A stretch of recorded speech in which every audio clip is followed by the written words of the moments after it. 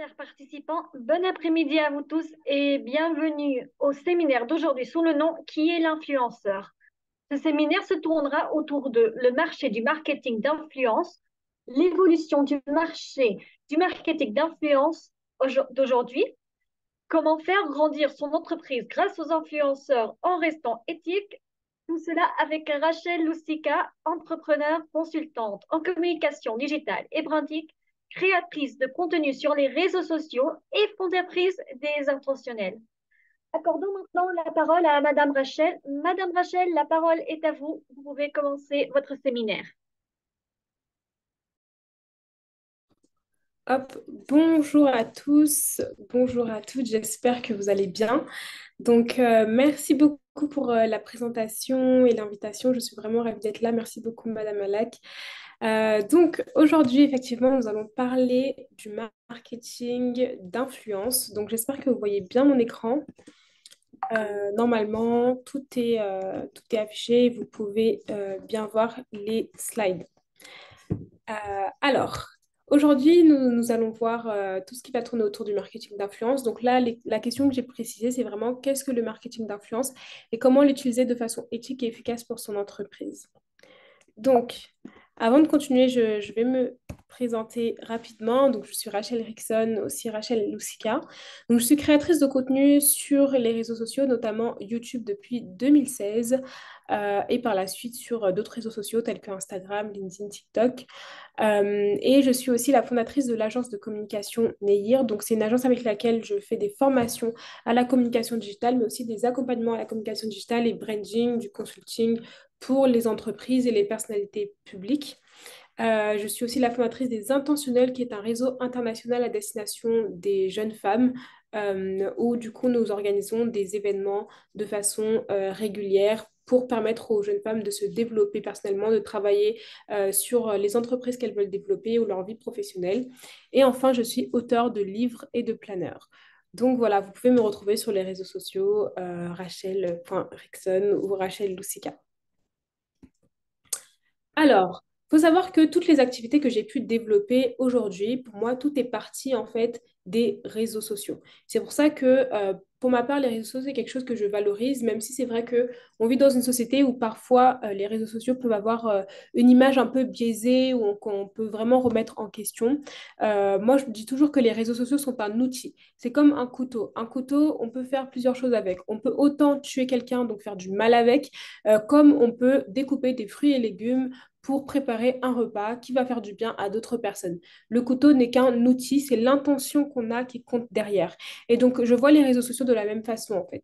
Les réseaux sociaux sont un outil, donc qu'on peut utiliser de la manière qu'on veut, selon l'intention qu'on a.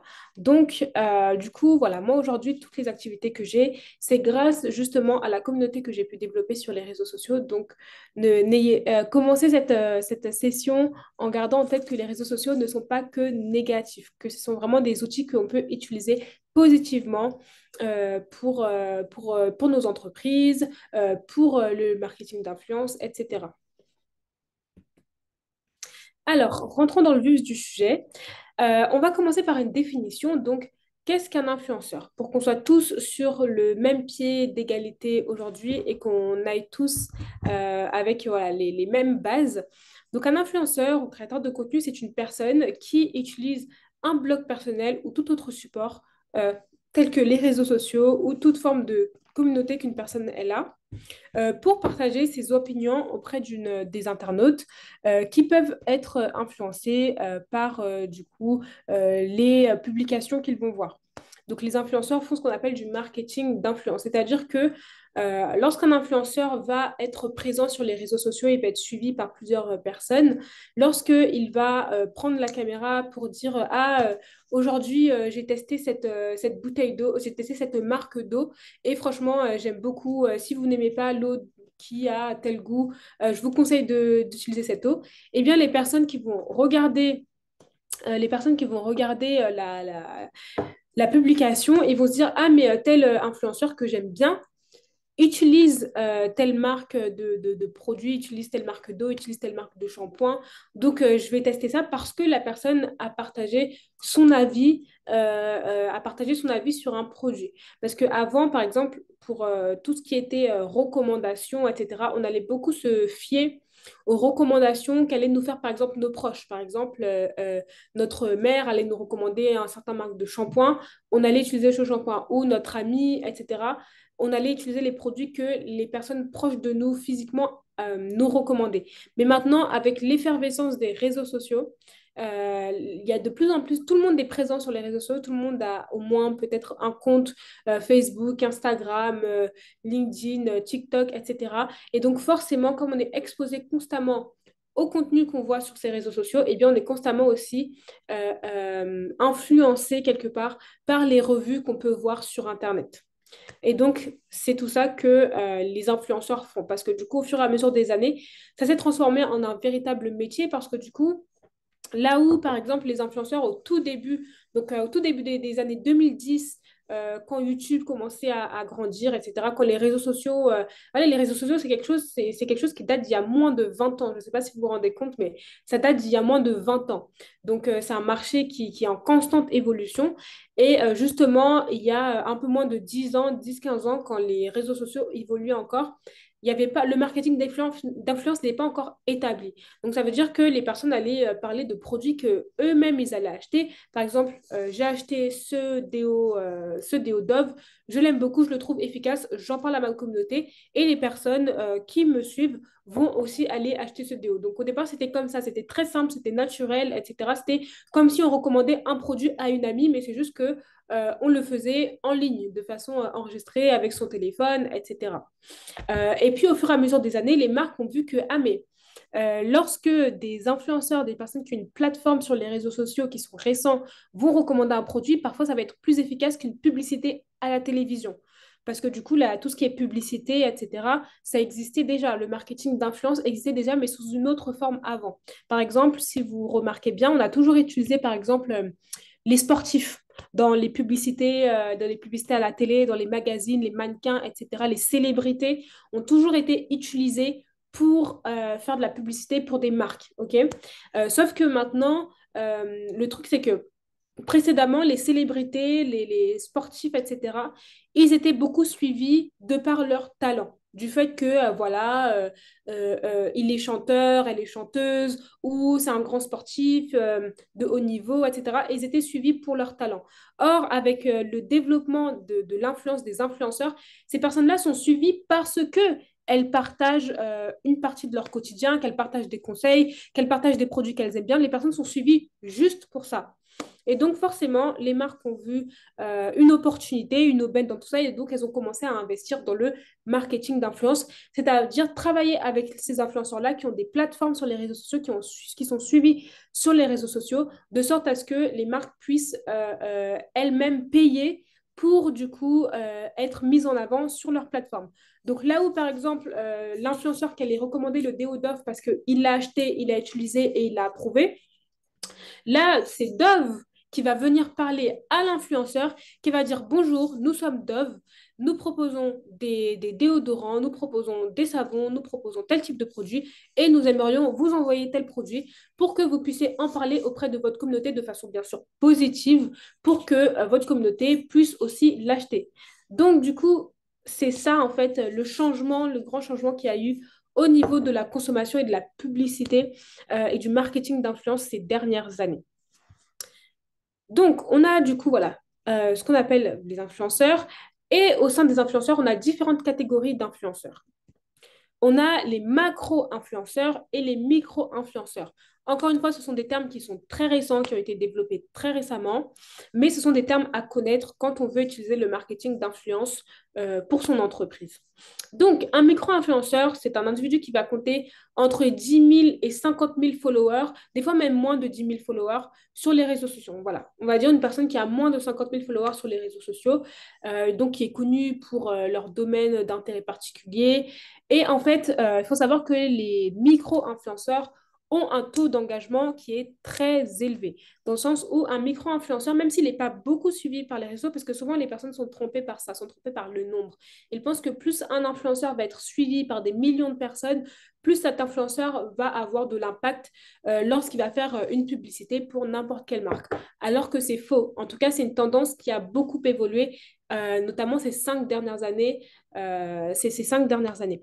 Donc, aujourd'hui, on dit qu'un influenceur a en fait un taux d'engagement très élevé. Ça veut dire que même si la personne, elle est suivie par juste 10 000 personnes, quand elle va parler à ces 10 000 personnes d'un produit qu'elle utilise, d'une marque qu'elle utilise, d'une plateforme qu'elle a testée, d'un magasin où elle est allée, eh bien, il va y avoir un pourcentage élevé des personnes, parmi les 10 000 personnes qui les suivent, qui vont aller aussi tester le produit, qui vont aussi aller dans le magasin, qui vont aussi aller sur la plateforme que ce micro-influenceur-là aura recommandé. Ensuite, on a la deuxième catégorie d'influenceurs, on a les macro-influenceurs. Donc, les macro-influenceurs, ce sont des influenceurs qui possèdent une communauté généralement comprise entre 100 000 abonnés et 1 million d'abonnés, voire plus. Après, on a aussi les top influenceurs qui sont suivis par des millions de personnes.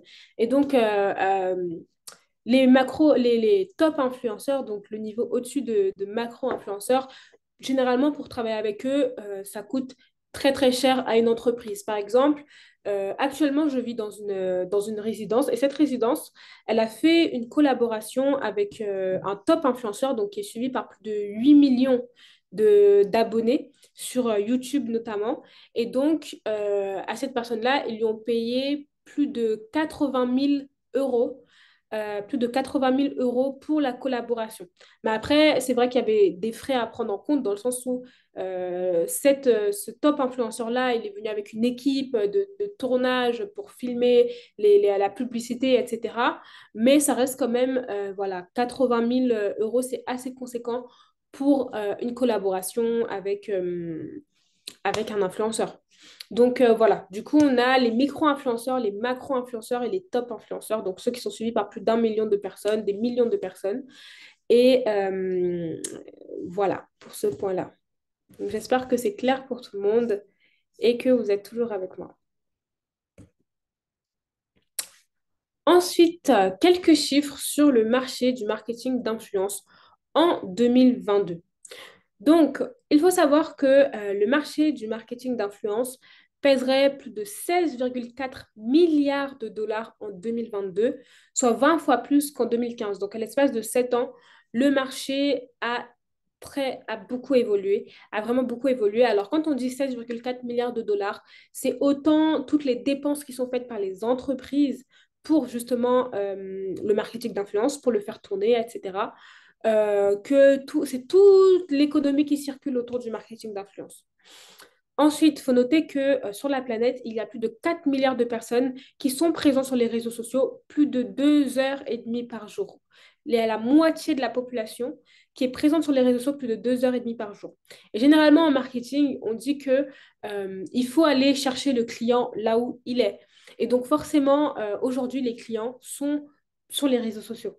Donc, quand on dit qu'une personne passe plus de 2 heures et demie par jour sur les réseaux sociaux, ça veut dire qu'il faut absolument avoir une présence sur les réseaux sociaux en tant qu'entreprise, en fait, en tant qu'entreprise et forcément utiliser toutes les techniques possibles grâce aux réseaux sociaux pour accéder à toutes ces personnes, ces 4 milliards de personnes qui sont présentes au moins 2 heures et demie par jour. Donc, 2 heures et demie par jour, c'est 2 heures et demie potentielles où les personnes peuvent accéder aux réseaux sociaux et la publicité. Un jour, faites le test. Vous prenez un chronomètre, vous mettez 1 minute, juste 1 minute dans le chronomètre, et puis vous allez sur Instagram ou n'importe quel réseau social, et puis vous allez dans votre feed et vous allez compter le nombre de publicités sur lesquelles vous allez tomber. Donc, une fois j'ai fait le test, et en moins de 1 minute, je suis tombée sur au moins 10 publicités. 10 publicités en moins d'1 minute. Alors imaginez les personnes qui restent plus de 2 heures et demie par jour sur les réseaux sociaux, combien de publicités elles peuvent voir. Donc forcément, en tant qu'entreprise, il faut absolument être présent sur les réseaux sociaux et a fortiori aussi utiliser le marketing d'influence pour pouvoir atteindre nos clients, nos potentiels clients, nos prospects, etc. Ensuite, d'après une étude d'Oberlo, plus de 93% des responsables marketing utilisent le marketing d'influence selon Social Publi, ce qui correspond à 9 responsables marketing sur 10. Donc, 9 responsables marketing sur 10 utilisent le marketing d'influence. Ce qui signifie qu'aujourd'hui, si vous voulez être efficace dans votre travail, dans la gestion de votre entreprise, si vous avez du marketing à faire, il faut absolument utiliser le marketing d'influence pour pouvoir réussir à atteindre votre cible. Ensuite, les campagnes lancées ont pour objectif souvent d'améliorer l'image de marque, mais aussi de générer des ventes et d'élargir l'audience. Souvent, on pense que le marketing d'influence a pour unique but de générer des ventes, ce qui est faux. Et ça, c'est pour toutes les campagnes publicitaires, que ce soit marketing d'influence ou non. Toutes les campagnes publicitaires n'ont pas pour but de uniquement générer des ventes. Il y a des campagnes publicitaires, dont le marketing d'influence, qui ont pour but d'améliorer l'image de marque, en fait, de l'entreprise, de la marque en question. Pourquoi est-ce que c'est important d'améliorer l'image de marque? Parce que c'est en ayant une bonne image de marque que les personnes vont avoir plus confiance en l'entreprise, en la marque, et qu'elles vont finir par plus acheter le produit. Des fois, une personne, il ne suffit pas qu'elle tombe sur une seule publicité de la marque pour pouvoir l'acheter. Des fois, il faut qu'elle se dise, ah, mais telle marque, elle a travaillé avec tel influenceur, telle marque, elle a telle valeur, telle marque, elle fait ceci, cela, etc. Jusqu'à un jour pouvoir acheter un produit de la marque en question. Mais des fois, ce processus-là, ça peut prendre des mois, ça peut prendre des années. Et il faut vraiment, en fait, en tant que marque, quand on développe son branding, quand on développe sa marque, son marketing, etc., il faut tout le temps, il faut aussi penser à ça, en fait. Penser à des campagnes publicitaires qui vont avoir pour but seul d'améliorer l'image de marque de l'entreprise. Donc, des fois, il ne faut pas être focalisé sur les ventes uniquement, parce que souvent, on pense que l'efficacité d'une campagne d'influence, c'est basé sur le nombre de ventes qu'il y a eu.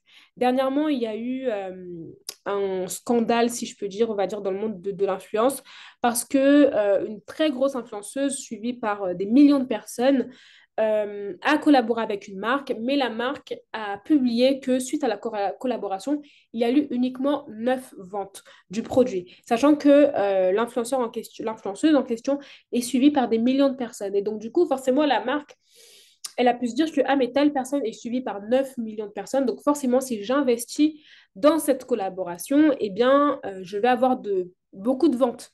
Alors que finalement, elle n'a pas eu tant de ventes que ça. Et ça montre deux choses. C'est que les campagnes de marketing d'influence, ce n'est pas uniquement sur les ventes qu'on peut mesurer leur efficacité. C'est aussi sur simplement l'amélioration de l'image de marque. Des fois, le simple fait que une marque qui a été vue auprès d'un influenceur qui est apprécié par les internautes, ben, les internautes vont se dire, ah, mais telle influenceuse, elle a travaillé avec telle marque. Donc, juste pour ça, elles vont garder la marque en tête et elles vont avoir une meilleure image de marque de la marque en question, finalement. Après, il y a aussi le fait d'élargir l'audience, donc de gagner des abonnés, d'agrandir l'audience de la marque et évidemment les ventes. Donc aujourd'hui, le marketing d'influence a beaucoup évolué dans le sens où aujourd'hui, les personnes sont à la recherche de plusieurs éléments qu'il faut absolument respecter, surtout si vous voulez inclure le marketing d'influence dans votre marketing, dans votre manière de faire connaître votre entreprise, etc. Donc aujourd'hui, les personnes sont beaucoup à la recherche de l'authenticité. Donc, authenticité, dans le sens où aujourd'hui, les personnes ne sont plus aussi facilement influencées par le marketing. OK? Dans le sens où avant, au tout début de l'ère des réseaux sociaux, donc dans les années 2010 à 2015, on va dire, il n'y avait pas énormément d'influenceurs présents sur le marché. Et donc, on faisait confiance. Et il n'y avait pas aussi autant de campagnes, de publicité, les budgets n'étaient pas aussi grands qu'aujourd'hui. Et donc, forcément, les personnes avaient plus facilement tendance à faire confiance. Les personnes avaient plus facilement tendance à faire confiance et les contenus étaient plus authentiques. Tout était moins surjoué, moins préparé, etc. Et donc, forcément, les personnes avaient cette authenticité-là.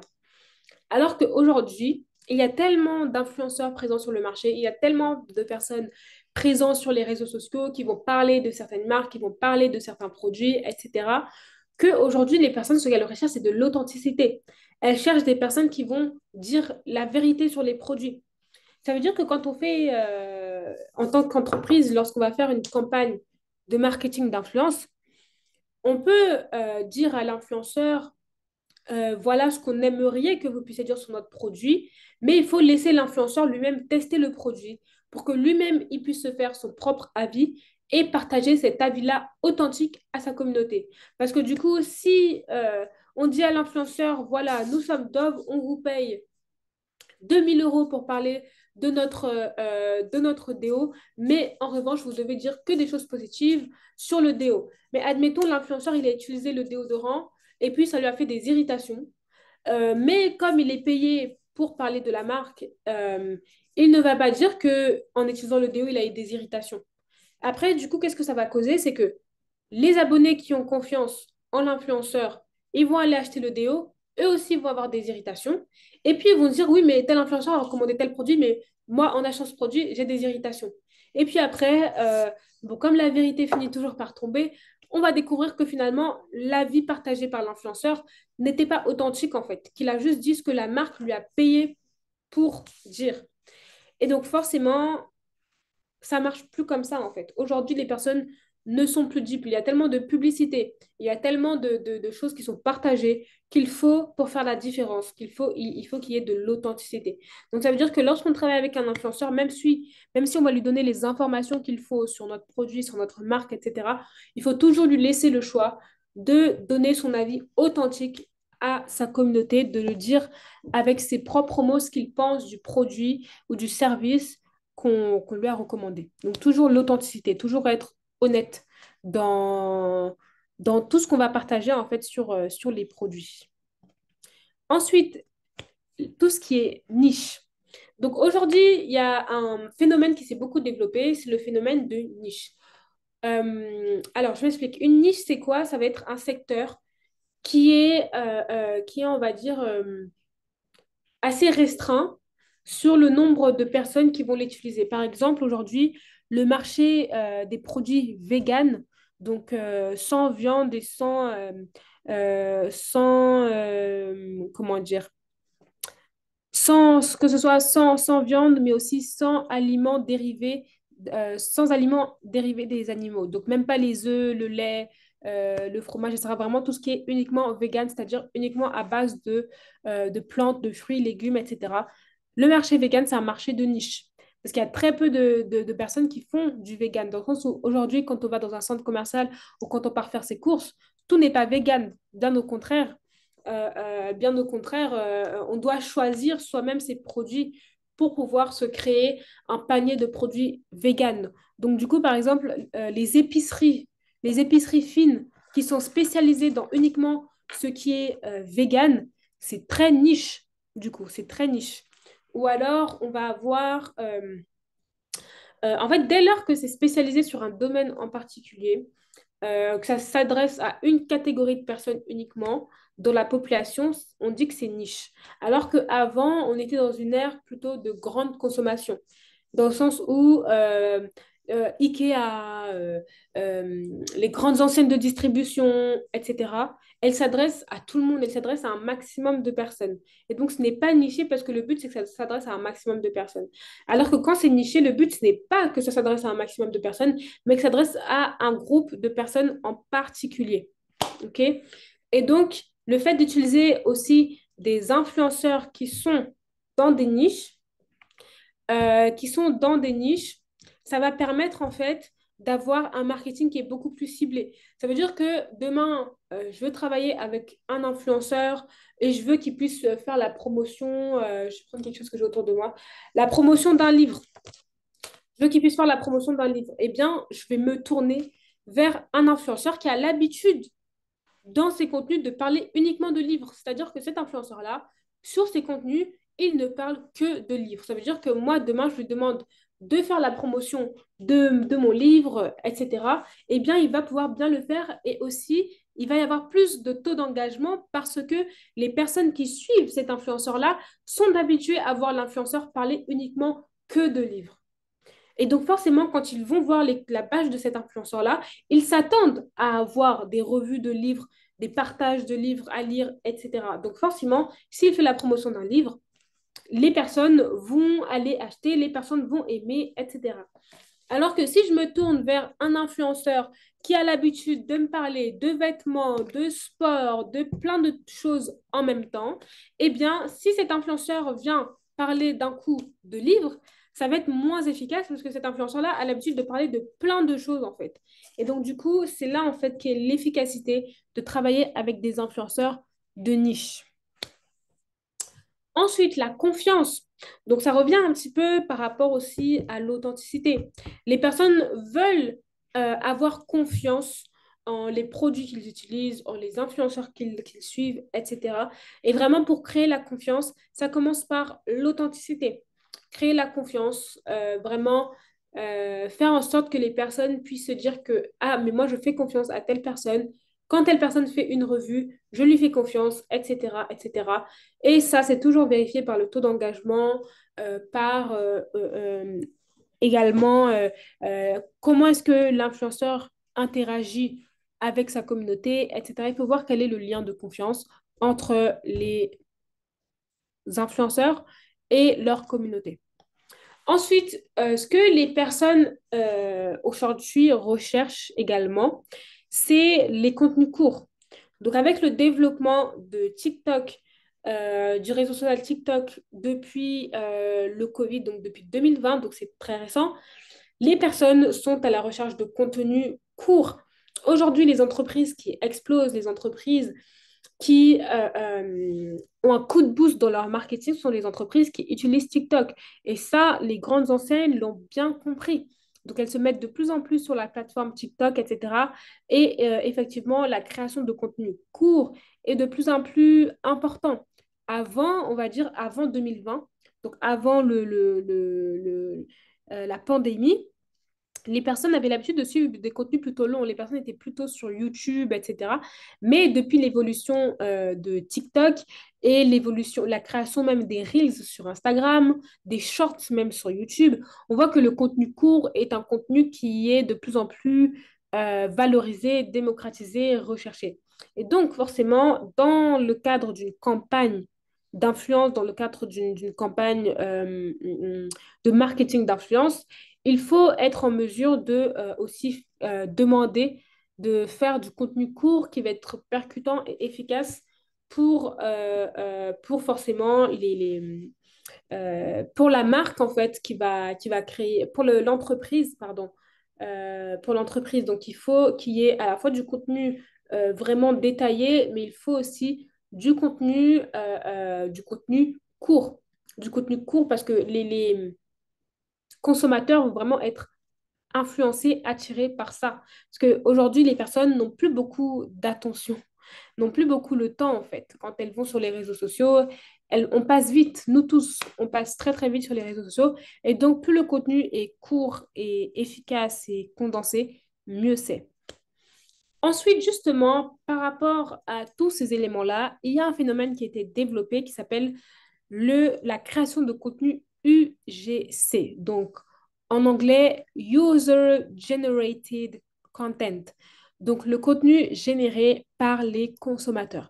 Donc, on a le vrai UGC dans le sens où il y a le contenu qui a effectivement été généré par les consommateurs. Donc, c'est-à-dire que moi, aujourd'hui, j'ai acheté une gourde, je vais faire des photos avec cette gourde et je vais taguer la marque. C'est du contenu user-generated, c'est-à-dire que moi, c'est moi la consommatrice qui a créé du contenu pour la marque. Mais aujourd'hui, ce qu'on a aussi, c'est, on va dire, du faux UGC, dans le sens où moi, je suis la marque de gourde, je vais envoyer cette gourde à une consommatrice ou à une personne qui est spécialisée dans le UGC. Cette personne-là va me faire de belles photos avec cette gourde. Et puis moi, sur mon compte de marque, je vais les reposter et je vais dire, ah, bah, c'est une photo qui a été créée par un consommateur, une personne qui utilise le produit et pas un shooting, on va dire, très professionnel de la marque. Parce que du coup, comme je vous disais, les personnes sont aujourd'hui à la recherche d'authenticité. Elles veulent des choses authentiques. elles veulent du contenu, du contenu qui leur donne envie de faire confiance. Et donc, quand elles savent que c'est un autre consommateur qui a partagé son avis sur un produit, elles ont plus confiance maintenant que lorsque ça va être une personne qui a été payée pour parler de la marque. Donc, du coup, ça se développe beaucoup. Donc, si vous devez développer aussi le marketing d'influence dans votre entreprise, pensez aussi à l'UGC, qui aussi, relativement en termes de coût, coûte moins cher que de payer un influenceur pour parler d'un produit. Par exemple, si je prends l'exemple de ma gourde, si je dois payer un influenceur qui a peut-être 50 000 abonnés sur Instagram pour qu'il puisse parler de ma gourde, je vais peut-être lui payer 800 euros, 1000 euros pour qu'il puisse parler de ma gourde. Alors que si je dois payer un créateur de contenu UGC pour faire du contenu sur la gourde, je vais peut-être lui payer 500 euros, donc la moitié. Et puis, il va me faire des photos, des vidéos, des contenus que je vais pouvoir utiliser sur mon compte de marque, d'entreprise. Donc, ça coûte aussi relativement moins cher.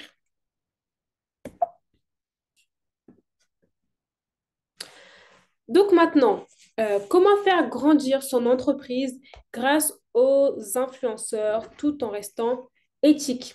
Alors l'éthique, c'est très important parce que aujourd'hui, on ne peut pas, je pense par rapport à nos valeurs à tous, je présume, on ne peut plus faire en fait du contenu d'influence où on paye les gens pour qu'ils puissent mentir ou dire des choses fausses ou des fausses opinions sur un produit. Cette ère-là est vraiment dépassée. Donc évidemment, il faut aussi rester en alignement avec ses valeurs, donc rester éthique, hein, c'est ça que j'entends quand je dis éthique, rester en alignement avec ses valeurs. Donc, pour ça, il faut plusieurs étapes. Ok. Donc, première étape pour faire grandir son entreprise grâce aux influenceurs, tout en restant éthique, c'est de définir son type de campagne. Donc, il faut savoir qu'il y a différents types de campagnes quand on veut travailler avec un influenceur. Donc, il y a des campagnes où on fait des produits offerts. Des campagnes où on fait des produits offerts, c'est que on ne va pas forcément payer les influenceurs, mais en échange, on ne va pas aussi forcément s'attendre à ce qu'ils puissent créer du contenu. Après, ça dépend du nombre d'abonnés de l'influenceur, mais il y a certains, notamment micro-influenceurs, qui ne vont pas forcément demander à être payés pour créer du contenu, mais ils veulent juste le produit offert. Par exemple, ils aiment bien la marque de gourde et ils veulent juste recevoir une gourde parce qu'ils vont l'utiliser et quitte à créer du contenu dessus, voilà, ils peuvent créer du contenu en échange du produit offert en lui-même. Donc ça va toujours être quand même la première approche des marques. Donc quand vous allez contacter des influenceurs, etc., généralement, il ne faut pas dire tout de suite, il ne faut pas dire tout de suite que oui, le contenu est payant. Enfin, qu'ils vont être payés pour créer le contenu.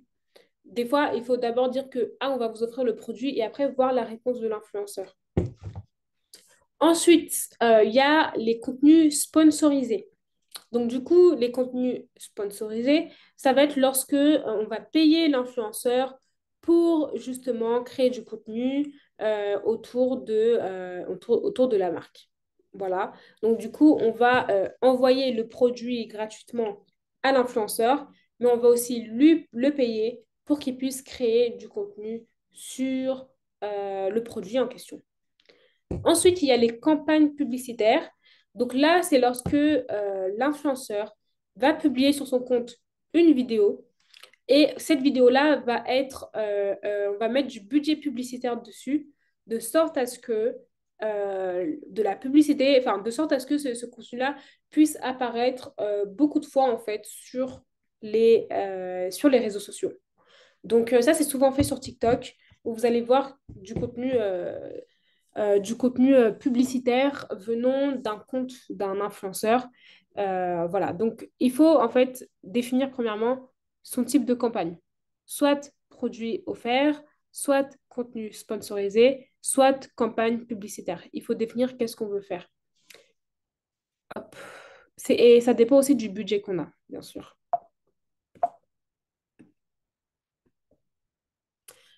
Deuxième étape, c'est de définir le produit à mettre en avant et de rédiger un brief. Donc, du coup, admettons, nous sommes une marque qui propose plusieurs produits. Eh bien, il faut définir quel est le produit qu'on veut envoyer à l'influenceur. Et il faut aussi un brief, donc ça veut dire un document qui va expliquer à l'influenceur le produit, qu'est-ce que c'est, comment l'utiliser, comment en parler, quels sont les points à absolument présenter, et voilà, tout simplement. Donc, ça, c'est important parce que sinon, voilà, ça risque d'être un peu plus compliqué, ça fluidifie les échanges pour que l'influenceur puisse vraiment avoir un document où il est expliqué comment utiliser le produit. Ensuite, il faut sélectionner sa liste d'influenceurs. Donc, sélectionner les influenceurs avec lesquels vous souhaitez travailler. Euh, et donc, forcément, pour ça, il faut faire ses recherches. Il faut faire ses recherches. Donc, forcément, il faut également trouver les influenceurs qui correspondent aux valeurs de la marque. Il faut vraiment, en fait, là, pour rester éthique, il faut travailler avec des influenceurs qui correspondent aux valeurs de la marque. Ça veut dire qu'aujourd'hui, on est une marque de gourdes. Les personnes généralement qui ont l'habitude d'utiliser des gourdes, par exemple, ça va être les sportifs. Parce que du coup, quand ils font du sport, forcément, ils vont utiliser des gourdes. Donc du coup, si moi, aujourd'hui, je vends des gourdes, eh bien, forcément, je vais m'adresser, je vais chercher des influenceurs sportifs. Je ne vais pas aller chercher des influenceurs qui ne sont pas du tout sportifs, qui n'ont pas l'habitude de parler du bien-être, qui n'ont pas l'habitude de parler du fait d'être en bonne santé, etc. Je vais forcément me tourner, par exemple, vers des influenceurs qui sont plutôt sportifs. Et donc, forcément, en me tournant vers des influenceurs qui sont sportifs, eh bien, je vais avoir plus de résultats, en fait. Donc, du coup, voilà, toujours prendre des influenceurs qui correspondent aux valeurs de la marque. Voilà. Hop.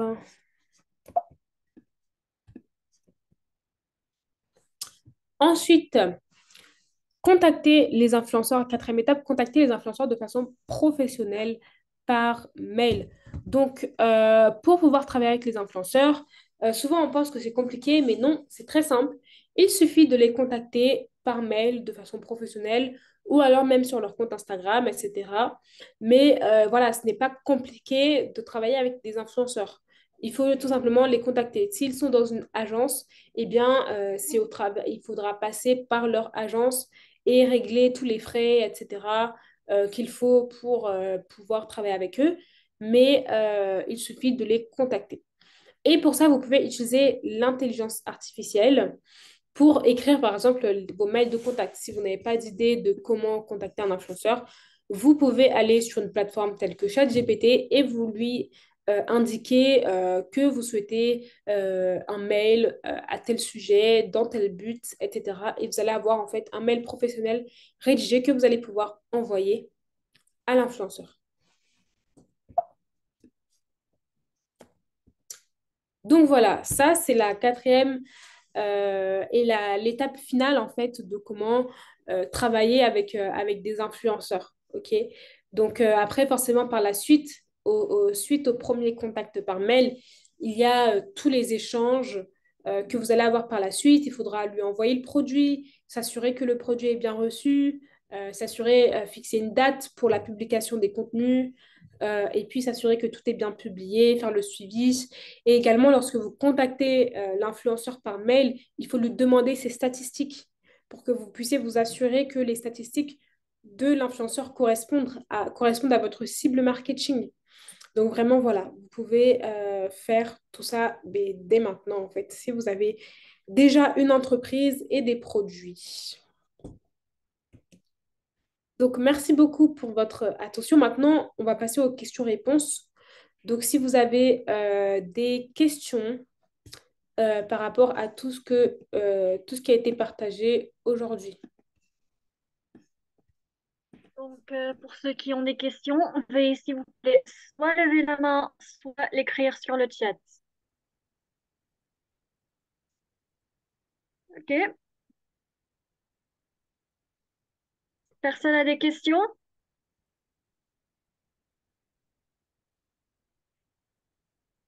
Vous pouvez poser vos questions à Madame Rachel. Elle est à votre disposition. Oui. Soit levez la main, soit écrivez-le sur le chat. Ah, voilà.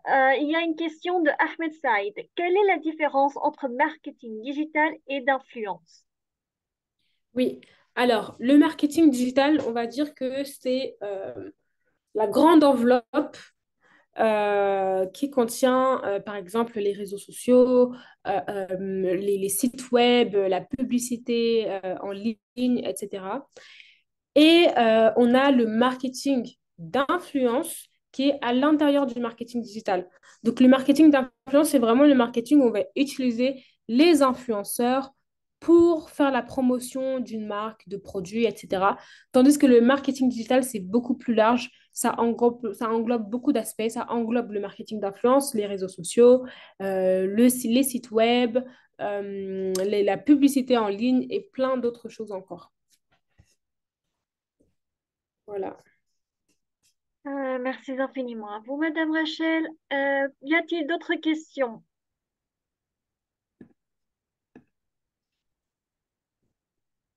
Vous pouvez participer soit en levant la main, soit en écrivant sur le chat.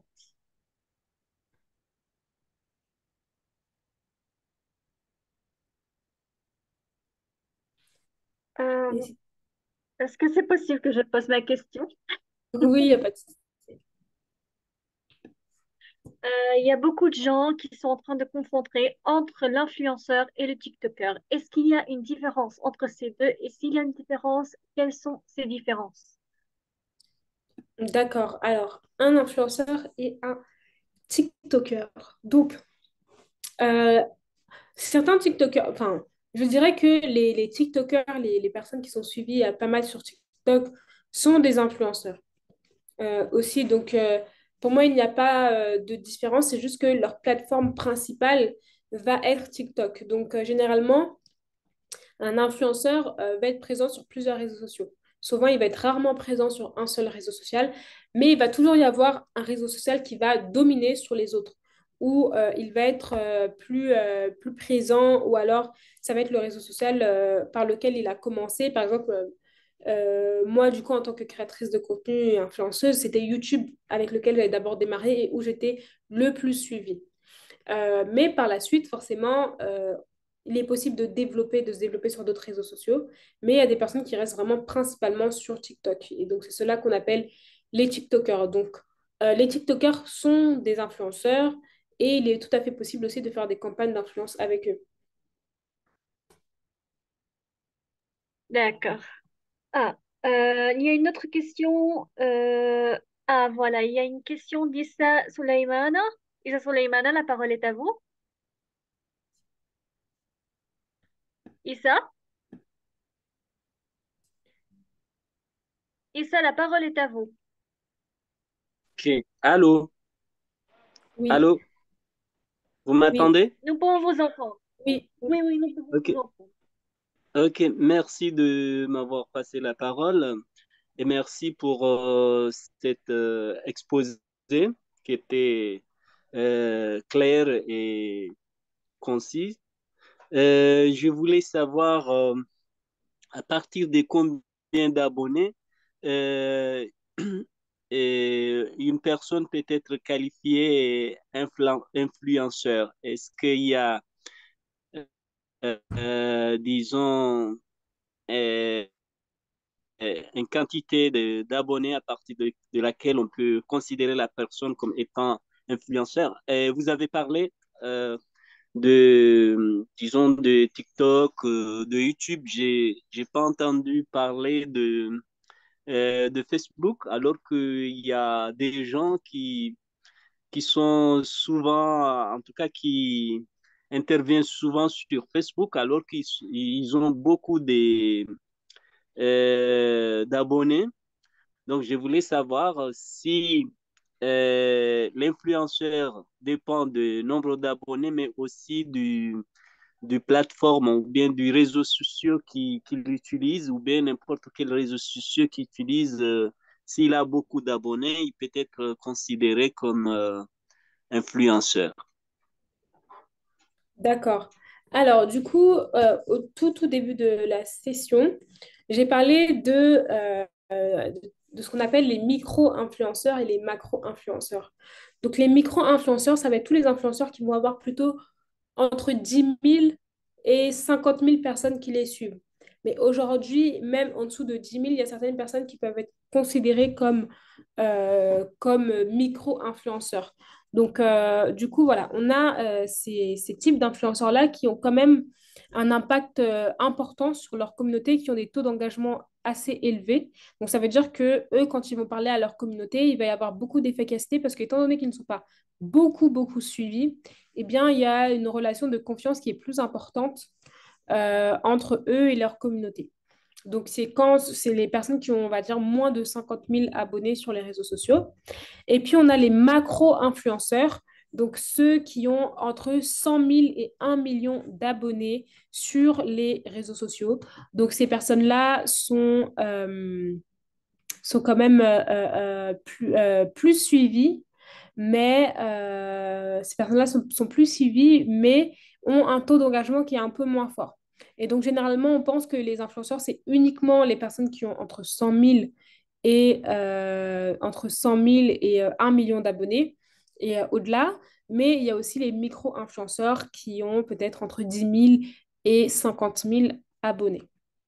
Donc voilà, après, c'est vrai que je n'ai pas parlé de Facebook, mais effectivement, en fait, tous les réseaux sociaux, à partir du moment où une personne, elle a une audience sur une plateforme, donc il y a plein d'autres plateformes également dont on peut parler, donc il y a Facebook, mais il y a aussi Discord, il y a aussi Twitch, ces plateformes de streaming qui se développent beaucoup, il y a des personnes qui sont énormément suivies là-bas.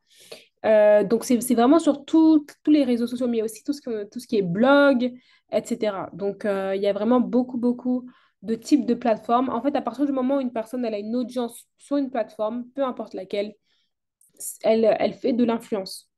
Elle a une influence sur une catégorie de personnes. Donc, voilà, j'espère que ça répond. Oui. Merci infiniment à vous, Madame Rachel. Passons à Abdokarim Ahmada. Abdokarim, la parole est à vous. Abdo, la parole est à vous. Salam alaikum. Salam alaikum Bonjour à salam. vous Wa tous. alaykoum assalam. Ma question, Euh, je suis venu en retard. hmm. Je suis ici au Comores, il n'y a pas d'électricité dans notre processus de l'université de l'Océan et j'ai pas suivi tout la semaine. Donc, j'aimerais savoir la question de qu'est-ce que c'est influenceur critique. D'accord. Alors, je n'ai pas bien entendu la question. Est-ce que c'est possible d'écrire la question dans le chat, s'il vous plaît? La question n'était pas claire, ni votre voix était claire. Vous pouvez, s'il vous plaît, écrire votre question ou bien votre demande sur le chat. Ok, y a-t-il d'autres questions? Issa, la parole est à vous. Issa? Allô? Oui? Oui. Oui, oui, nous pouvons vous entendre. Ok, je reviens sur le contenu.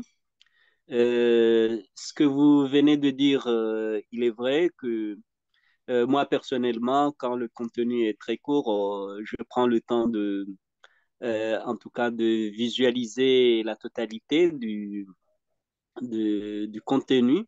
Par contre, aussi, c'est long, parfois, je zappe. Donc, mais je voulais savoir, en termes parce que vous avez parlé de contenu court sans donner des estimations sur le contenu. C'est court en termes. En fait, je voulais savoir, quand on dit contenu court, ça ne devrait pas dépasser combien, ça doit Oui. être entre combien. Oui, alors quand je dis contenu court, c'est contenu qui fait moins d'une minute. Voilà. Moins d'une minute. Alors, quand on Ah, parle de ok. plateformes comme TikTok, Instagram, etc., c'est vraiment moins d'une minute. Ok, Parce que sinon, d'accord. Merci. voilà. Sinon, on a les formats beaucoup plus longs qui sont aussi efficaces, hein, mais les formats courts restent quand même très utilisés en ce moment. Sinon, il y a les formats longs tels que les lives, où souvent il y a des personnes qui font des lives sur Instagram, des lives sur TikTok, des lives sur Facebook, etc., où là, les personnes vont parler pendant plusieurs heures, mais ça va aussi créer de la confiance auprès de la communauté. Donc, ça reste aussi un biais efficace. Mais sinon, c'est vrai que le contenu court est très percutant de nos jours.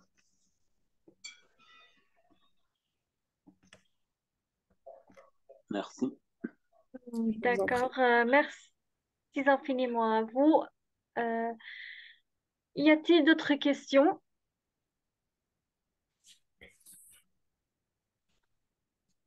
Euh, Si vous avez des questions, vous pouvez soit lever la main, soit l'écrire sur le chat.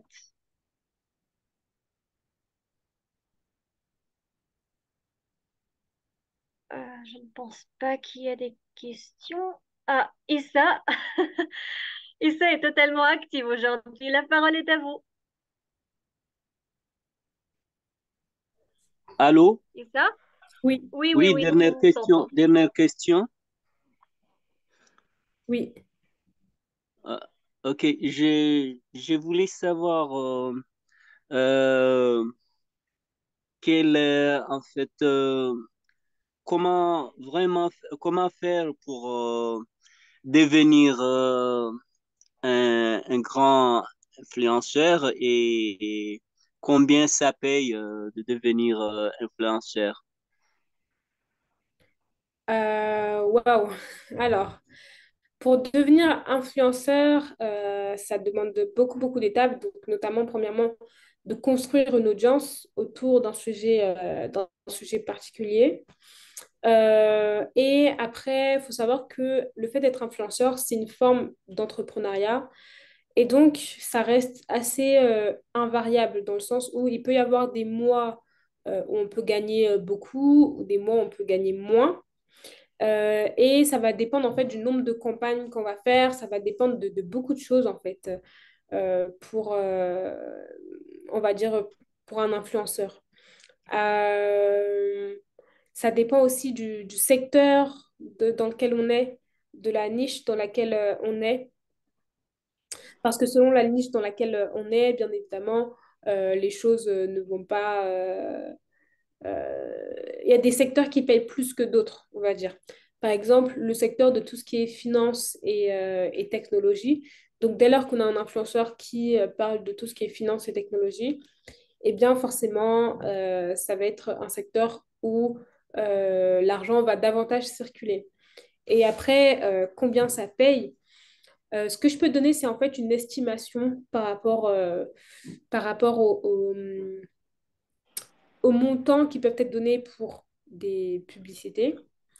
C'est généralement pour une personne qui va se situer entre 50 000 et 100 000 abonnés sur les réseaux sociaux. Une marque peut généralement payer jusqu'à 1000, 1500 pour de la création de contenu, pour des placements de produits. Donc pour une campagne, une marque peut mettre entre 1000 et 2000. Alors ça, c'est chez les francophones, hein, à savoir que par exemple, le marché américain de l'influence, c'est pas du tout pareil. Il y a des personnes qui sont, on va dire, peu suivis, mais qui peuvent...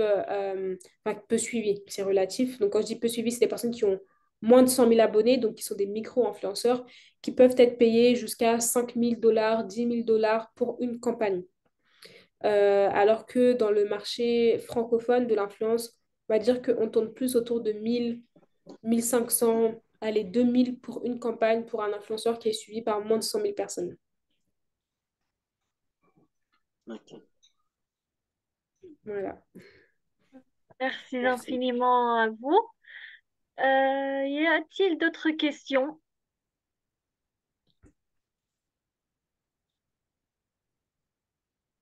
Est-ce que vous avez d'autres questions? Je pense que personne n'a des questions maintenant. Donc, à la fin de ce séminaire, voulez-vous ajouter que... Ah, Abdelkarim Ahmada, je vous vois. La parole est à vous. Abdo, Bonjour. Bonjour. Peut-être que vous oui, m'avez pas bonjour. répondu à ma question que j'ai ici. Oui, la question, qu'est-ce qu'un influenceur? Oui, qu'est-ce qu'un influenceur et quel est l'objectif? D'accord. Alors bon, j'en ai parlé tout le long quand même du séminaire, mais je vais juste revenir sur la définition.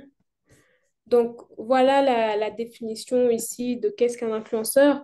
Donc c'est une personne qui va avoir une plateforme en fait où elle est suivie par une audience, une communauté. Et donc, généralement, elle est suivie par une audience, une communauté pour parler d'un sujet en particulier qui réunit la communauté qu'elle a. Par exemple, on va prendre une femme qui aime beaucoup parler de beauté, de maquillage. Eh bien, l'audience qu'elle va réunir va tourner autour de la beauté. Donc, les personnes vont vont la suivre pour toutes les recommandations beauté qu'elle peut faire, par exemple. Et donc, du coup, l'objectif avec une marque, c'est de travailler avec cette influenceur-là pour qu'elle puisse mettre en avant les produits de la marque auprès de l'audience que l'influenceur a construit. Parce que même quand les marques font de la publicité à la télévision, c'est parce que la télévision a une certaine audience. Il y a des personnes, un certain nombre de personnes qui sont derrière leur écran qui vont regarder la télévision. C'est pour ça que les marques font des publicités à la télévision. Or, avec le phénomène des influenceurs aujourd'hui, les personnes qui ont une audience, c'est plus seulement la télé, mais c'est aussi des personnes. Et donc, justement, on va travailler avec ces personnes-là pour accéder à leur audience en faisant des campagnes, du coup, de marketing d'influence. Voilà. Est-ce que ça répond? Ah, ok, Je merci. pense que oui, vous avez répondu Euh, à la mais question. Et au cas où il y a d'autres soupçons, vous pouvez revoir l'enregistrement du séminaire. Oui. Y a-t-il d'autres questions?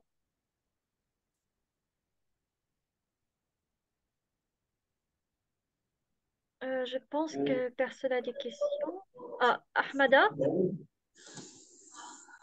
la parole est à vous. Vous avez d'autres questions?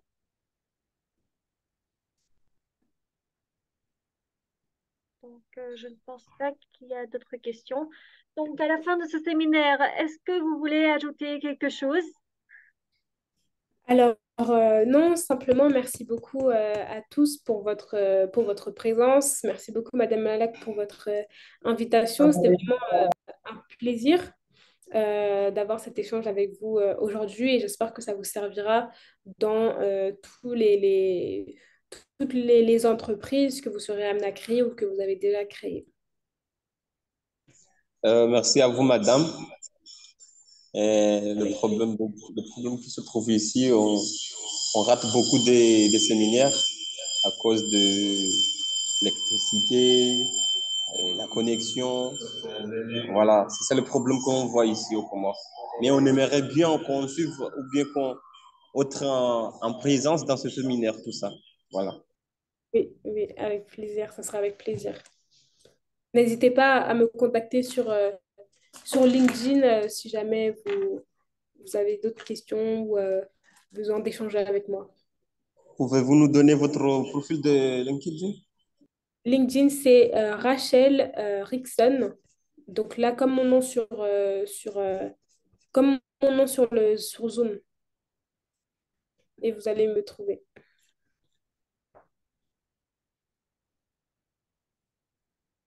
Donc, à la fin de ce séminaire, nous voulons remercier à vous tous, aux participants, et j'aimerais sincèrement vous remercier à vous aussi, Rachel, Madame Rachel, pour avoir accepté notre invitation.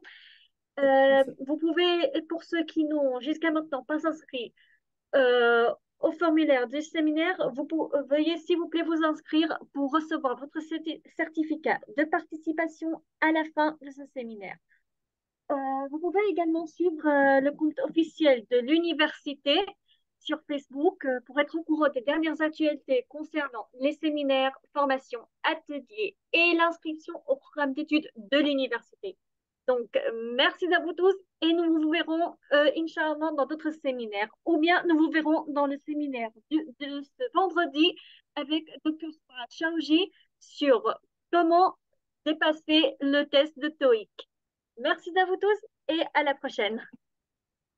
Merci. Au revoir.